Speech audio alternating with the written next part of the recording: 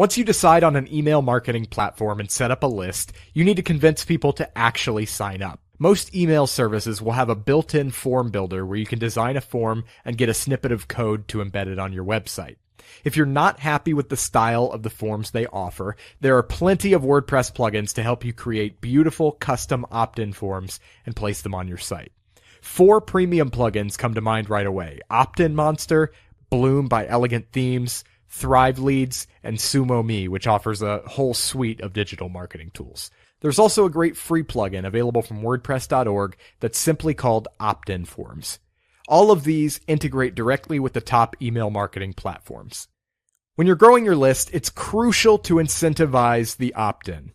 I'm going to say that again in case you didn't hear me. It's crucial to incentivize the opt-in. Inboxes are more crowded than ever, and nobody's going to give you their email address just because you want it. You have to offer something of value in return. In some cases, it can just be the content of the emails you'll be sending, if you write an industry newsletter or something like that. But in most cases, it's better to give people instant gratification with some kind of free resource in exchange for their email address. This is often referred to as a lead magnet because it attracts marketing leads, and it's probably the most effective way to get email signups. Here are some ideas to help you come up with a super effective lead magnet. A checklist or cheat sheet is a classic lead magnet that converts really well because it's so easy to digest. You just package everything people need to know into a simple, actionable list. And the general consensus in the marketing world is that short resources like checklists will actually convert better than something like an ebook because it's short and the time commitment required to consume it is minimal. A toolkit is a list of tools that you use for a particular purpose. So if you write a photography blog, for example, you could put together a list of your favorite hardware and software that you use for the job. A resource list saves people from having to do research themselves and compiles the most important resources in one place. And by the way, you'll notice the most common theme for many of these lead magnets is that they save people time and energy. That should be your number one goal. A template is some kind of outline that people can grab and apply to their own life just by filling in the blanks. Pretty simple. Calendars and planners are a huge opportunity if you want to help people achieve a long-term goal. You basically tell people what to do each day over a certain period of time, and they do it. So for example, if you write a blog about health and fitness, you could offer meal plans or workout routines as a lead magnet.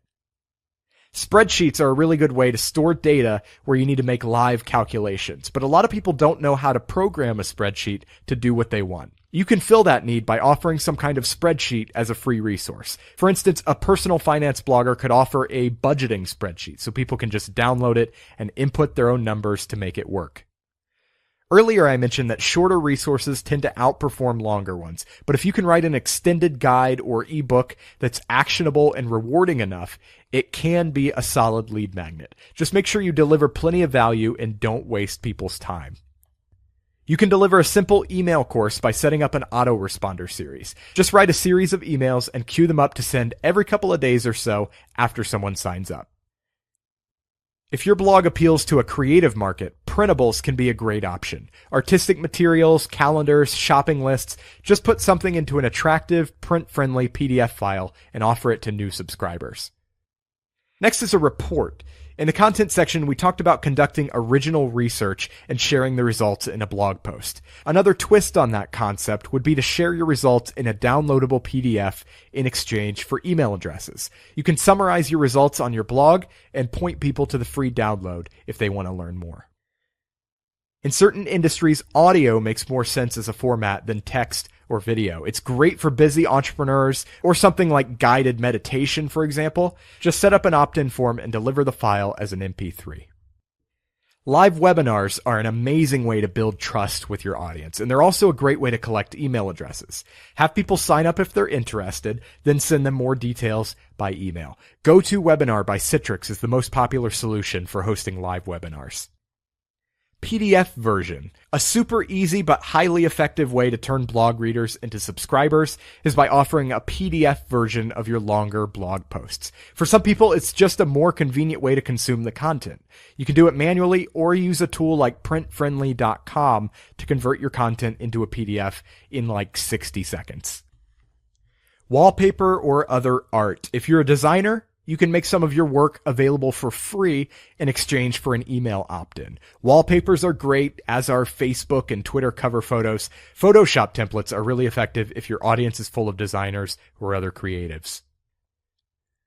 Community. You could offer a private community exclusive to people who opt into your list. This can be something you create and host yourself with the BuddyPress plugin for WordPress, for example, or it can be as simple as a Facebook group or Slack team. People love surrounding themselves with like-minded individuals to network and share ideas, and an email address is a very small ask in return. If you run a service business, case studies are one of the best ways to land new clients. If you can show how you've helped someone else, that's social proof, which is a big factor in the buying process. When you put a case study behind an opt-in form, the leads you get from that form will be highly qualified and more likely than other groups to buy from you. Along the same lines, offering a free quote in exchange for contact information will deliver highly qualified leads that you can then follow up with and close. So those are all solid ideas for potential lead magnets. You don't have to pick just one. In fact, it's smart to combine several different lead magnets into your strategy. That way you can appeal to different segments of your audience with different offers. By the way, when you create a lead magnet, make sure you give it the time and attention it deserves. The lead magnet sets the tone for your entire relationship with your email subscribers, so it should be something you're proud of. Now let's talk about delivery. Most people deliver lead magnets in one of two ways. The first is to include a download link on your thank you page, which is where you send people as soon as they sign up. The other is to put a download link in the welcome email that's delivered as soon as people confirm their subscription. That's the method I prefer because your download link isn't on a public web page, so only your subscribers will be able to access it.